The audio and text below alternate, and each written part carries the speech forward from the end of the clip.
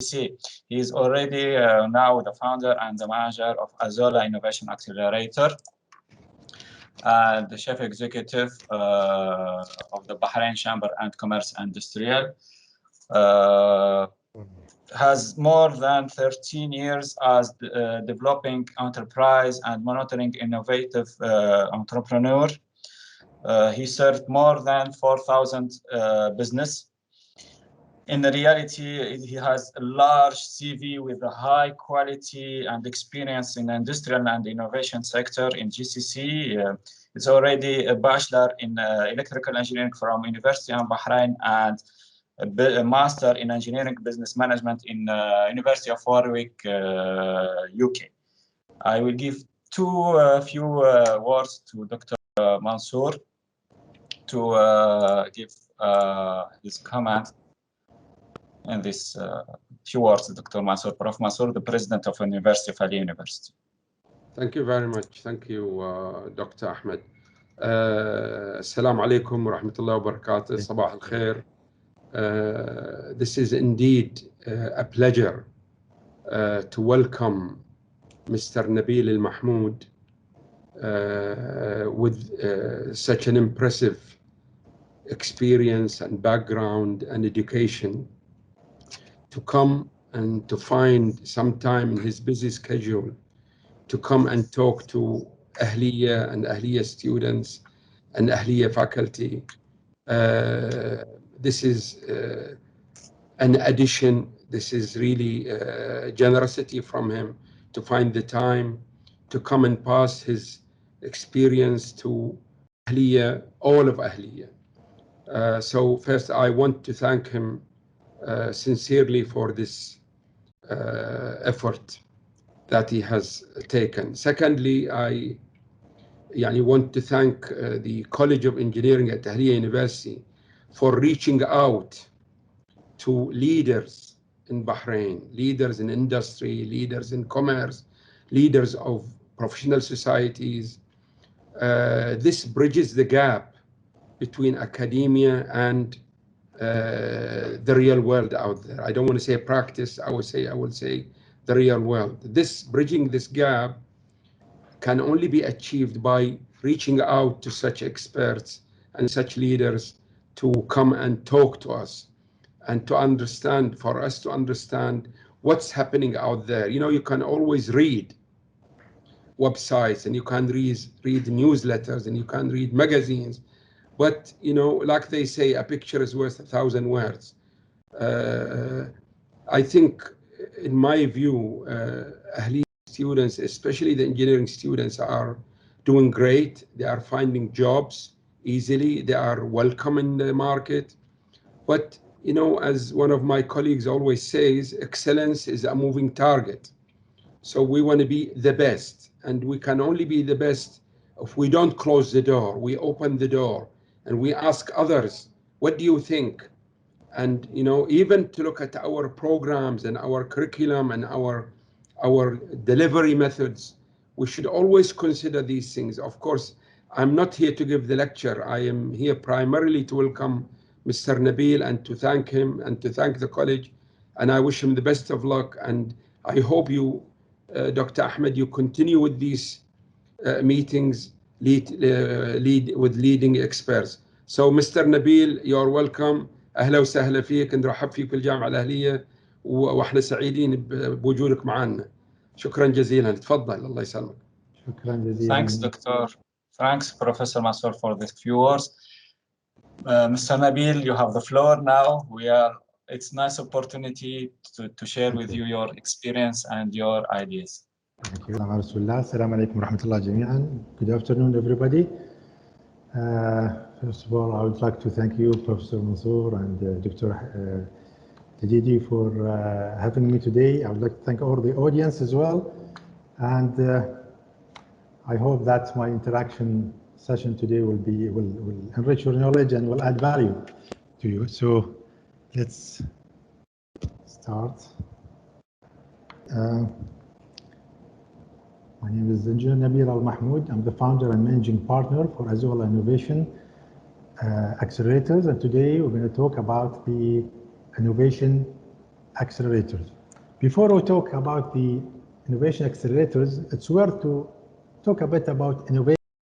I'm sure you all know that innovation is simply the process of translating an idea to a product or service which creates value for which the customer will pay. So if the idea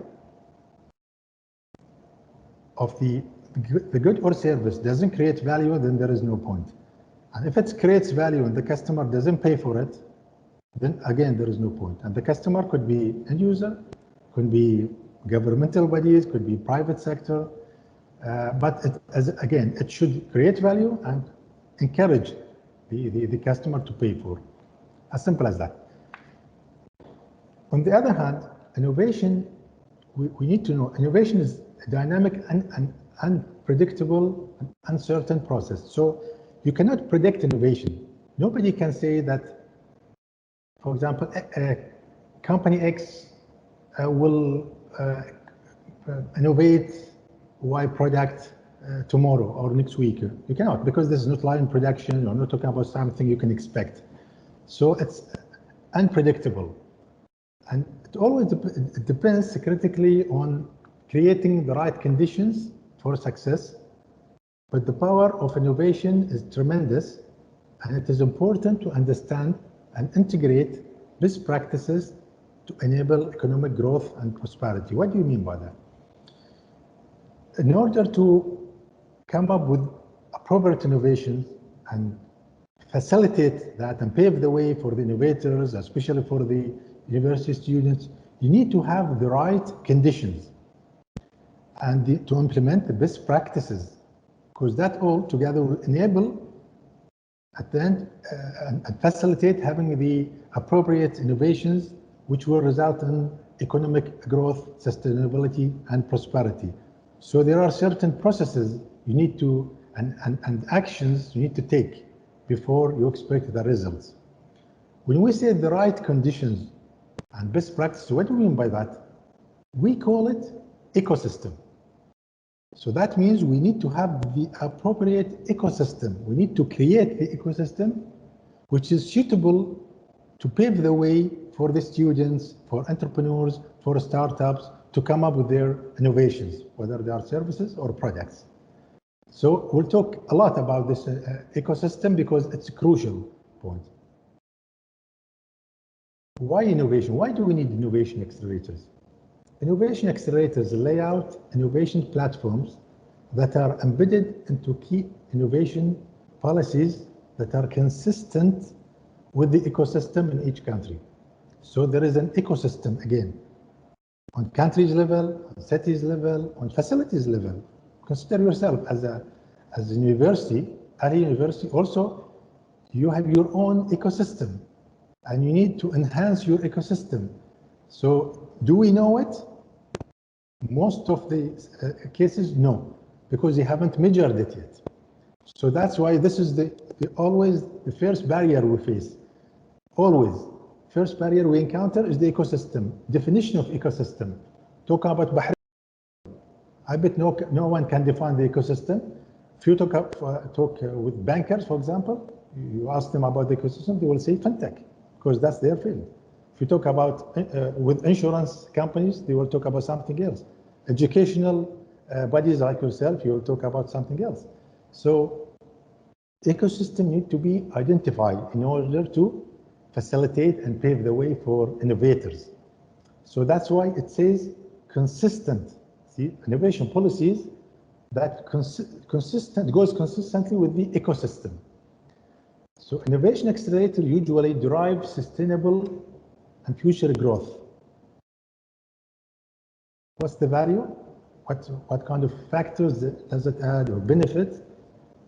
First of all, it's the engine of the economic growth. Nowadays, innovation is an engine for economic growth. It's a key factor for macroeconomic stability. International openness. What do we mean by international openness? Now, being an innovator, classic example, producer of smartphones, they do work on their own. They don't produce every single part in the phone. They don't go vertical, as we say, vertical production. No, they go horizontal. They produce, they focus on their core competence only. So they produce the main parts, and then they procure other parts like the screen, the camera, processor, and so forth. And then they assemble it together. And this policy, we call it produce versus procure. So you need to focus on your core competence. Maximizing competitiveness and sustainability, enabling an appropriate innovation ecosystem. So having an accelerator must be part of the entire ecosystem. We'll clarify that more later. One of the most important points here, having an innovation accelerator will create qualified, talented, and skilled people with innovative mindset. So it will change the state of the mindset, and that's crucial. In order to have innovative ideas, you need to have innovative mindsets. Developing, running, and operating innovation accelerators. Before we talk about developing and running and operating accelerators, we need to talk about the ecosystem again. So if someone comes to me as a consultancy and asks me to develop an innovation accelerator to his company or university or bank or whatsoever, then I usually say, no, first step, we need to evaluate your current condition, your current ecosystem. Because how can I decide what kind of accelerator do you need? Is it artificial intelligence, fintech, data analytics? What kind of industry? Because there is something called cluster accelerator. Accelerator are not open for any kind of industries or any kind of ideas. No, it should be cluster. So that's why first step, we need to evaluate and assess the ecosystem at the country level or a city level or a facility level. Let's say Ahlia University decided to develop an accelerator. Then, as I said, first step, we need to evaluate the ecosystem within the university and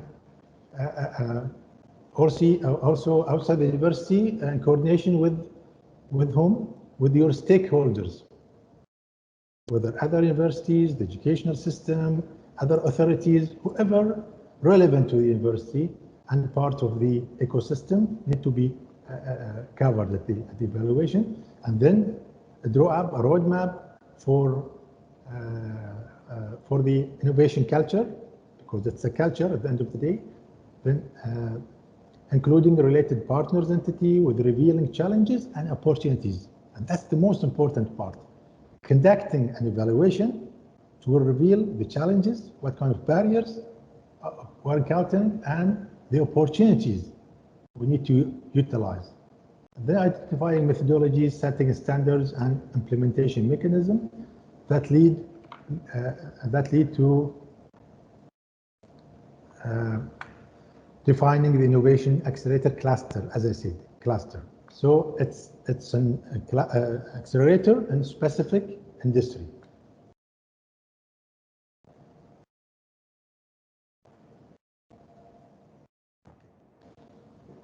Innovation accelerators, simply, it's a place where partners, clients, think tanks, and academic institutions collaborate and co-create.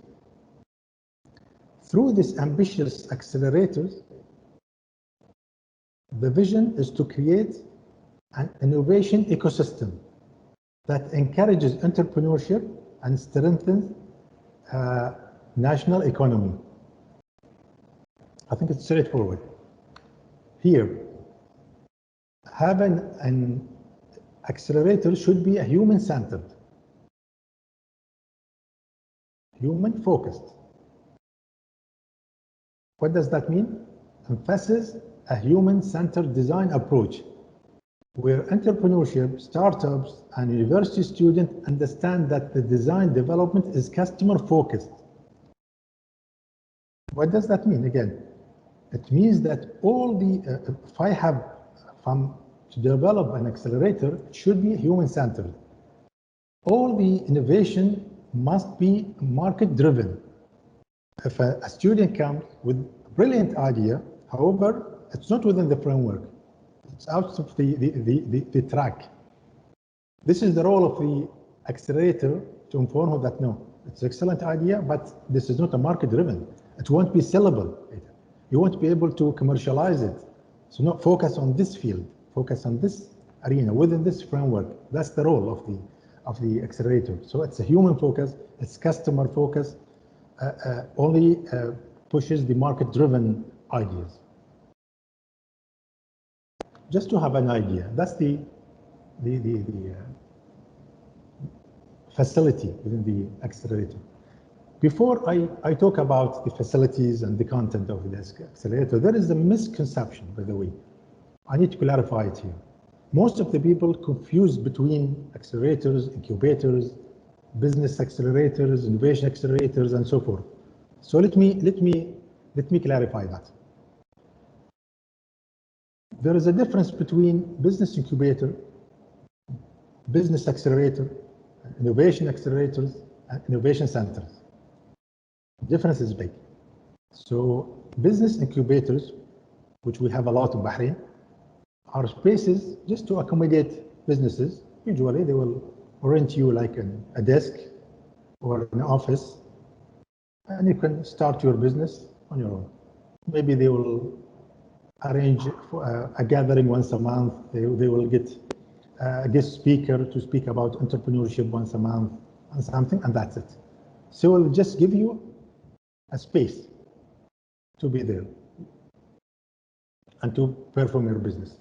That's it. Business accelerators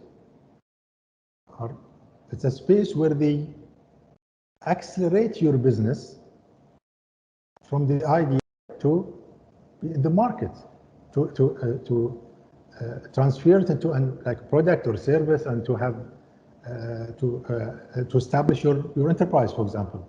However, business accelerator can accept any kind of idea, start from cupcake onwards. And again, that's not what we are looking for. Innovation centers is a space where you can translate your idea into a prototype. And that's it, you stop there. However, innovation accelerator, the entire journey, start from the idea. Even if you don't have idea, it will assist you how to come up with ideas, with all the soft skills you learn, and then it will assist you in translating the idea into prototype, and then to find out the interest of the potential investors, then to finance it and get the CR and establish your company and go through the creation stage, then the growth stage, and so forth. It will give all the technical, marketing, legal assistance, soft skills, and stuff like that nature. So that's just to clarify the differences. So here, it says innovation accelerator needs an immersed environment, providing entrepreneurs, startups, university students like yourself, and relevant partners with everything they need to work on, such as new digital solutions in physical spaces, designed to encourage dynamic interaction, soft skills, real-time experimentation, and rapid prototyping. To have more idea, this is the content, or the entire facilities of the accelerators. Usually, there are offices with dynamic facilities. Their special design enables business support, modern facilities for meeting and seminars, Fab Lab for prototyping. I'm sure you all know Fab Labs, but just in case if someone doesn't know, Fab Lab stands for Fabrication Laboratory. It's the location or the space where you can, where you say, transform your ideas into a rapid prototype and a real product, so that you can test it in the market later on. The Fab Lab usually, there are lots of machineries, equipment, tools in the Fab Lab, like different sizes of 3D printers. There are digital scanners, laser cutters, CNC machines, injection molding machines, advanced softwares, and so forth. And then providing skills programs. This is the most hard part. This is the crucial part. So all what I talked about earlier, talking about the hardware as a content is the easiest part, by the way. Anyone can develop a center, we call it accelerator, and put all those machineries as a hardware, then it's easy. However, providing the soft skills is the hardest part. Those soft skills are not taught at universities or training centers or no. They are offered by practitioners, by experts, people practicing in the same field that you are looking for. So they are practitioners, not trainers. Skills like skills help you to market your innovation in later stages, help you to communicate with others, to convince investors, for example, to go for joint venture with you, to how to take decisions. There are a lot of soft skills students or tenants, whoever using these accelerators need to learn, like nudging skills, advanced judging skills, art of persuasion, global innovative mindsets, and so forth. All these skills, as I said, are offered and provided by expert people. They are practitioners. And then advanced communication mechanisms, technologies and devices, spaces for informal networking. Informal networking is crucial always, because if you are an innovator and accommodated in such accelerator, definitely you are a student, but there are other innovators, maybe they are retired people with different mindsets. There are startups, so you need to always network with them and exchange the knowledge and experiences. And finally, the integrated and collaborative environment, and that's the environment and the facilities within the accelerator. Now, every single accelerator should be developed and built on 5 main pillars, and that's a must in order to have a successful accelerator. The first pillar, to build an appropriate breeding ground for knowledgeable and talented professionals, startups, and growing and innovative enterprises to further their horizons. Act as a catalyst tool for economic growth and the further development of other innovation accelerators locally and regionally. For example, let's say Ahlia University decided to have the first accelerator in Bahrain, then that shouldn't be the only accelerator. That will be, let's say, a cluster accelerator in a specific industry or arena. Then we need to have others in like fintech, we need to have others in different arena within Bahrain, then even beyond, we go to the GCC. So the first one will be the catalyst. The first one will be the catalyst for others. Enable a high level of success by offering a unique model of accelerator. Help technology and knowledge-based entrepreneurs and startups boost their innovations into market-driven businesses. Back to what I said in the very beginning. If you don't have or come up with a market-driven ideas and innovation, then it's not work. It doesn't work because it won't be sellable later. And the last pillar is succeed in being focal point for attracting global capital and building entrepreneurial ecosystem. Accelerator helps usually the tenants, whoever they are, let's say students, university students, to attract even global capital if the innovation or the project or the product or the service is feasible and viable. This is the role of the incubator. Through the network, they can convince other investors locally, regionally, internationally to come and to venture with the innovators, or even buy the idea whatsoever, or finance it. So all those facilities usually offered by accelerators. Now, all what I've said since slide 1, All those services are offered by Ahlia Innovation Consultancy. Ahlia Innovation Accelerator is a cutting-edge innovative accelerator platform, globally recognized as a strategic partner and go-to provider of consultancy services covering processes of business formation and growth through innovation. So that's the role, that's the services we provide. Since slide 1, all the services I talked about and I discussed are part of our services. I'll just summarize them here as the core competencies. Evaluation of the innovation ecosystem, which I said this is step number 1 before deciding develop an accelerator by any organization or even government. You need to evaluate the ecosystem. Why? To identify challenges, opportunities, identify cluster accelerators, and develop set of criteria and mapping so that you will know the roadmap and will be clear to everybody, to all the stakeholders. Then developing, running, and operating innovation accelerators.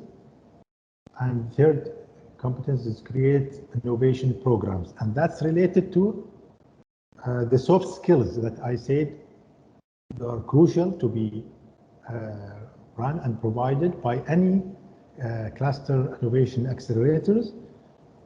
We run different type of programs. Some of them we call them innovation master classes. Some of them innovation mentorship program. The main idea, the main target for those programs are to change the state of the mindset from typical habitual mindset, if you like, to innovative mindsets. Rest assured that you won't be able to come up or to create innovative ideas if you don't have innovative mindsets. You will never have innovative ideas. You need to have a disruptive mindset even. And that always starts with you internally. It's part of the, as I said, usually innovation is a culture. It starts at home. If not, then at school. If not, then at universities. If not, then at the workplace. And the earlier, the better. If it starts at home, then it's much better. At early stage. So this is what we need to reach by our program, to change the mindsets. Think differently. If you are an employee in certain organization, whether private sector, public sector, you need to think as entrepreneur, not as an employee. Not as an employee. Not regular thinking, we don't need it. Traditional thinking, we don't need it. It will not add value. It will not change our situation. So think as entrepreneur, and that's our target from our program. Entrepreneur is like internal entrepreneur. So you are entrepreneur. You are serving your organization, whether it's ministry, authority, company, whatsoever. So your job is to come up with ideas to enhance the performance of your business. And that's what we're looking for. Even you as a student, you can do that. This is just to give you an idea about the accelerators also should facilitate all the collaboration between innovators and innovators elsewhere, locally, regionally, internationally, signing agreements. Always put in your mind, if you're an innovator, then you need assistance from other innovators. You need others to complement with you, to integrate with you. Okay, that's what we call it in the beginning, international office. So you are not working on your own. You will need another bodies, you will need legal assistance, technical assistance, and so forth. So we facilitate that usually because every single accelerator should facilitate such thing. Even financing. Financing, will you need financing for your, let's say, brilliant innovation? You need someone to finance you, or to become your partner, or to buy your product, for example, if you are not willing to become an entrepreneur, which we don't encourage really. We always encourage the innovator to become an innovative entrepreneur. Again, we usually we use our global network to even facilitate alliances, engagement for industry alliances between accelerators and accelerators. So having an accelerator, again, you need to partner with other accelerators. You need to affiliate with other accelerators to sign agreement. Usually lots of businesses, mutual businesses going on. So you will need them, legal, technical, as I said, even marketing services. Every single accelerator will need it from other accelerators as well. So we usually put them in touch with each other. So Ahlia Innovation Accelerator as a consultancy has a strategic partnership with Sofia Antipolis Science and Technology Park. What is Sofia Antipolis Park? Sofia is the park #1 in Europe. It is equivalent to the Silicon Valley in the United States. If you know the Silicon Valley in the United States, then Sofia Antipolis is equivalent to that one, but it's in Europe. It is located in France. The total area is 25 square kilometers. It's the International Center for Knowledge, Technology, and Innovation, which has given birth to 3,000 high-level companies over 50 years, and where more than 30,000 people are working on the business of future. Please focus on this, the business of future. So there are no typical businesses there, business of future. So we're talking about R&D, Internet of Things, data analytics. We're talking about artificial intelligence, machine learning, fintech, stuff like that nature. And that's our target. This is what we are looking for. This is what we want to reach. Even we need such parks here in our region. Just to have an idea about our experts, and when I said they're practitioners, you can see from their titles, they are CEOs, presidents, CEOs. They're the one working with us directly, whether in conducting the innovation ecosystem evaluation or developing the accelerators, or even in running the innovation programs, as I said. Those are our partners worldwide. And that's our location. Ahlia Innovation Accelerator, it's located in Bahrain Investment Wharf and Salman Industrial Area in Had. And thank you very much for listening. I hope in my presentation has added value to you. So let's start the interaction and question now.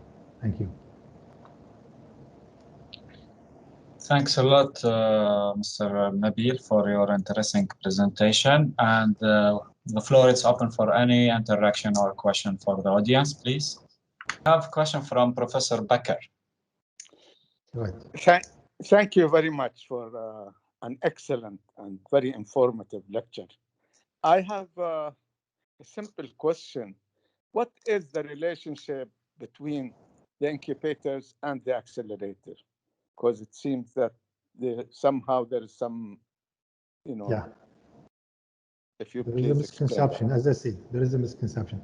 And maybe I explained earlier, incubators, which we do have, as I said, many incubators in Bahrain, it's the space where can accommodate you as a startup, even if you are an innovator or as a newcomer in the market.